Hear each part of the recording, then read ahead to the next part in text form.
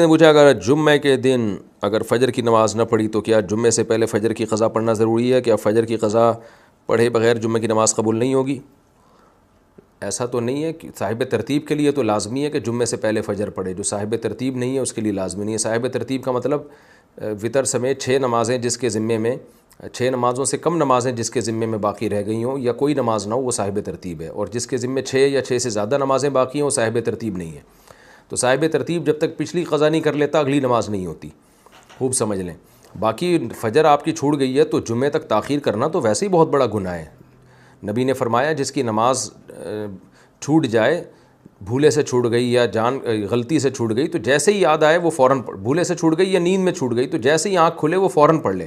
تو فجر کا وقت تو جیسے ہی مکروہ وقت گزرے گا فوراً پڑھنا لازم ہے، اور اگر کسی وجہ سے تاخیر ہوئی ہے تو اتنی تاخیر کہ اس کو آپ جمعے تک کھینچ لیں، یہ تو بہت برا عمل ہے۔ تو جلد سے جلد نماز کی